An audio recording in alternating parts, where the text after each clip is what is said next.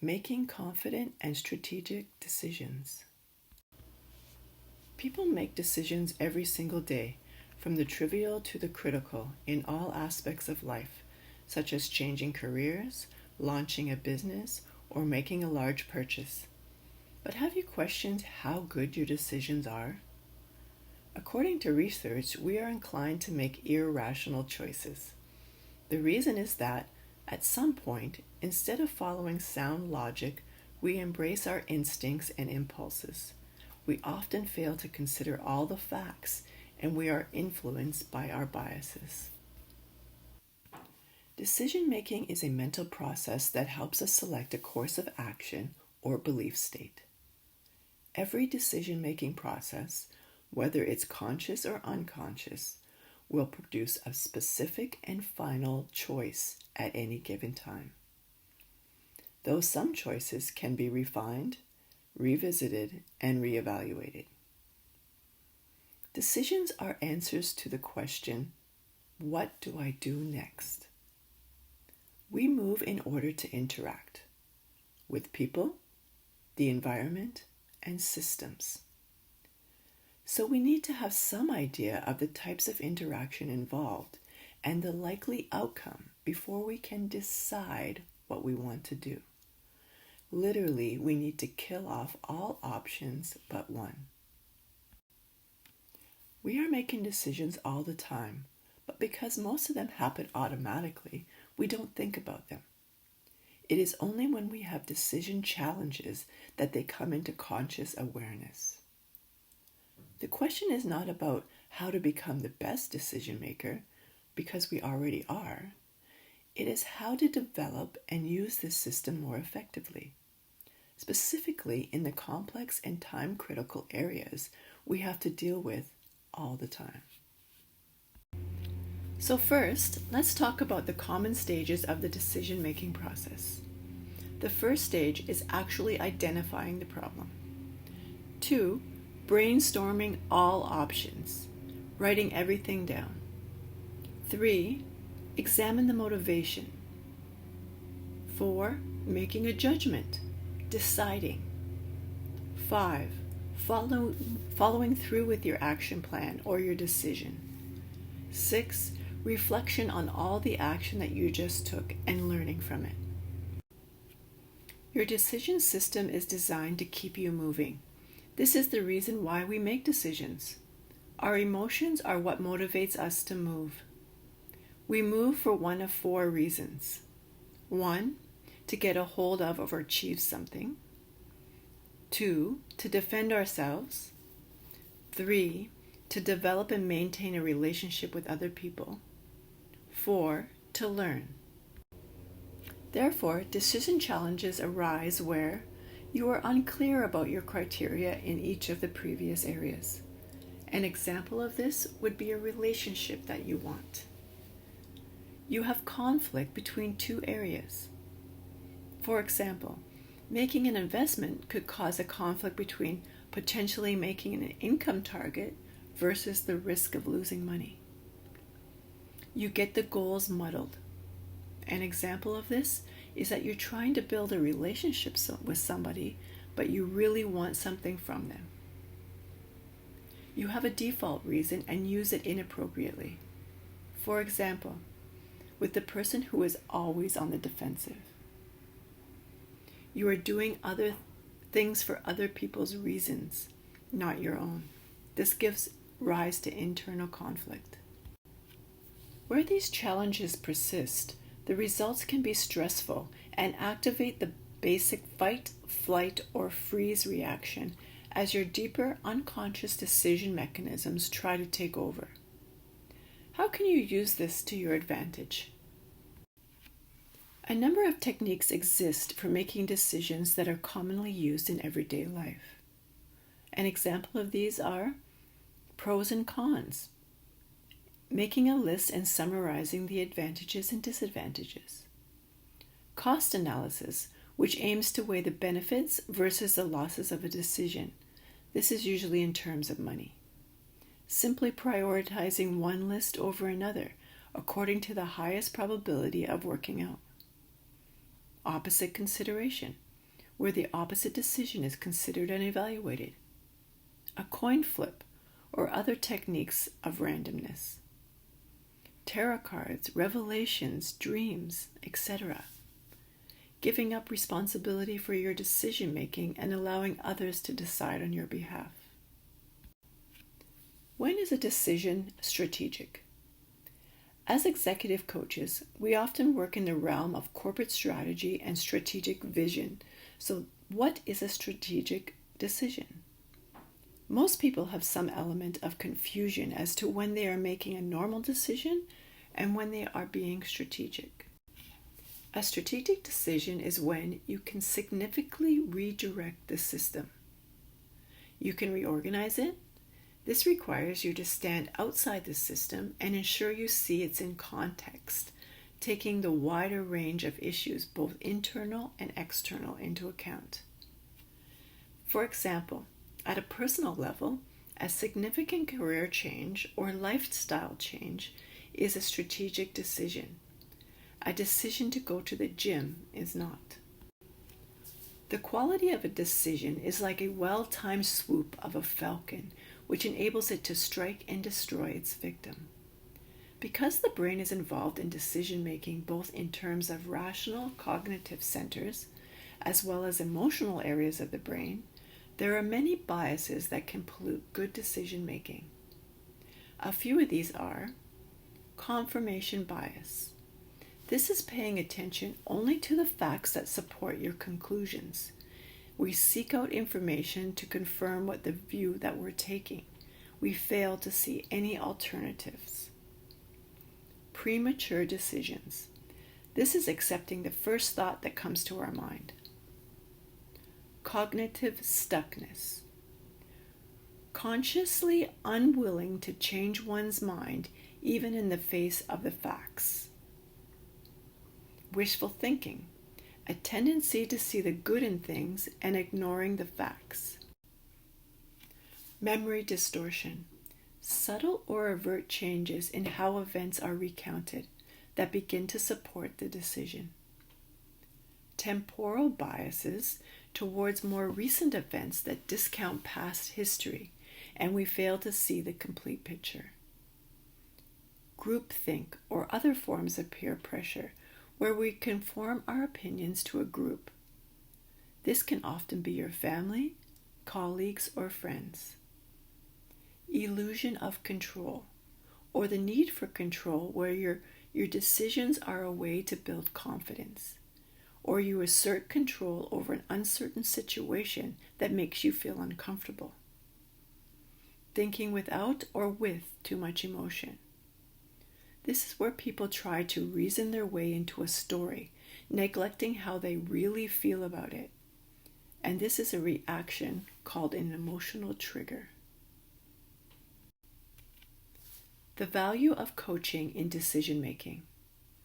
Each of these biases can result in poor decision making, regret, lack of confidence, and unhelpful pattern repetition, unless your client becomes aware of how they make decisions.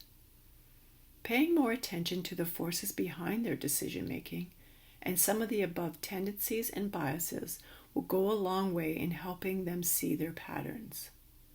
A coach can do a great deal to assist a client in seeing their tendencies. The value of coaching questions in decision-making cannot be underestimated. Important questions arise. Where am I now? What is my goal? How do I get there? What options do I have? What resources do I need, and how committed am I? When making decisions, we need to be clear about the different environments that we may be in. This is a way of standing back and understanding the wider context in which the decisions are being made. The three most important environments today are social, the world of people and relationships; technical, the area of expertise involving manipulating things; and the system, how people and things interact. So, if rushing a decision isn't the answer, and if delaying decisions gets us nowhere, then what's the solution? The solution is to think through any tough decision using a process of steps. These steps may include: 1 is first identifying the decision that must be made. Then maybe conducting research to determine potential outcomes. Maybe taking into consideration the alternatives and consequences for each decision. Maybe seeking objective opinions from family and friends. Committing yourself to making a decision, and then monitoring your progress and results. When decision making unfolds as a process, we are naturally more inclined to think things through more rationally and carefully. However, mistakes can and will at times be made. No matter how thorough you are in your approach, you'll end up making some bad decisions. The world we know and live in today is built upon a series of bad decisions. Each bad decision and mistake is, however, not wasted, as long as we learn and grow from these experiences.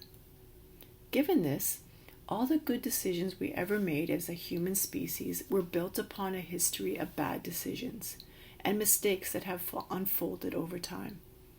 We've learned from those bad mistakes, modified our approach, and as a result, we've made better future decisions that helped us move forward.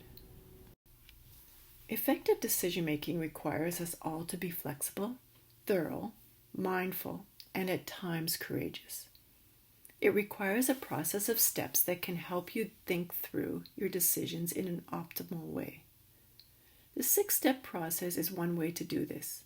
In fact, a great many life-altering decisions that you have made have probably moved through these series of 6 steps. Possibly not in any specific order, but surely you have conducted some research, you may have considered alternatives, you've surely asked family and friends for their opinions, and you've committed to a decision and monitored your progress. So even though this process works, we still at times get caught in indecision mode due to the fact that we fear to make a mistake. In other words, we fear to make the wrong decision, and it's this fear that holds us back. Fear often translates into something that we don't seem to understand very well. What we are unfamiliar with, we naturally tend to fear, or at the very least, feel a little anxious about. However, once we know more about something, and once we understand its very nature, that is when the fear and uncertainty begins to evaporate. When it comes to curing indecision, it's all about gaining the necessary understanding needed for the issue at hand. All this comes down to asking yourself a series of questions that progressively help you gain the needed clarity. What follows is a series of questions that life coaches use to help their clients gain the necessary insights and clarity they need to make an optimal decision about a problem or dilemma. These questions are presented here from a life coaching perspective. However, you can very easily adapt and use them for your own purposes to help you gain the necessary insight and clarity you need to make more effective decisions. The life coaching decision-making model is designed with the purpose of drawing your client's attention to key areas that will provide them with an in-depth understanding of their situation, life, and circumstances. This awareness will help them make the most effective decisions moving forward. These questions are divided into several categories that can help you to focus on key areas for further exploration and discussion. It's of course not necessary to ask all of these questions or to work through each category of questions. What's important is that you remain flexible and adapt your questioning approach to the answers your clients give you. As an introduction to these questions, imagine one of your clients comes to you with a dilemma. They have this tough decision to make and they just don't know quite what to do or how to begin thinking about it. They ask you for your assistance to help them make sense of it all. They are seeking your guidance and direction to help provide them with the clarity they need to make the most optimal path moving forward. First, you want to start with starter questions. Starter questions are designed to help us, life coaches, gain an overview of the dilemma you are facing. This also includes the decision that must potentially be made. It's important here that you challenge your client to think about their decision in an empowering way. As such, there are a few hypothetical questions that will force them to think about their decision and how it relates back to their lives and circumstances. One additional area of focus here is to figure out the process your client typically undergoes while making a big life-altering decision. In other words, you want to identify the process of steps they use, like the 6-step process we listed earlier. Understanding this process of steps may help you figure out why your client is struggling to make this decision in the first place. Questions for shifting perspectives. This series of questions will challenge your client to view their decision from another person's perspective. However, this doesn't necessarily need to be someone they know. It can literally be anyone. Here, you'll be encouraged to view your client's situation from another angle that they may not have considered before. Questions for exploring consequences. Typically, we refrain from making decisions because we are afraid of what may result. These consequences can often lead to regret, and living with regret isn't very high on anyone's priority list. By bringing all the possible consequences to light, this will help your client to make peace with the decision they are wanting to make. There will no longer be an aura of uncertainty surrounding the decision. They will instead be clear indicators of what might result if they choose one path over another. Questions that explore feelings. This series of questions attempt to get a sense of how your client feels about the situation and the potential emotions that are clouding their judgment. Every decision we make is always influenced by how we are feeling at any particular moment or situation. If we are feeling great about ourselves and about our circumstances, then we will tend to favor one decision over another. However, if we aren't quite feeling so good about ourselves, then that could very well lead us to make a very different kind of decision. You must get a sense of how your emotions are potentially influencing your state of mind, and therefore shaping how you are thinking about this situation. Emotional decisions are often not rational decisions. Only by thinking about our situation rationally will we make the most optimal decision moving forward. The key here is to separate emotion from feeling. It's important that your client doesn't make an emotional decision, but it's also equally important that they don't ignore their underlying feelings, that they could help guide them through this dilemma. Questions for looking at alternatives. This series of questions will challenge you to consider alternate options that you may have not previously have thought of. Exploring alternatives helps your clients see other possibilities and choices that might be available. Motivation questions. This series of questions gets to the heart of where your motivation lies. Motivation moves us in two directions. We are motivated to move towards certain things, while at the same time, we are also motivated to move away from other things.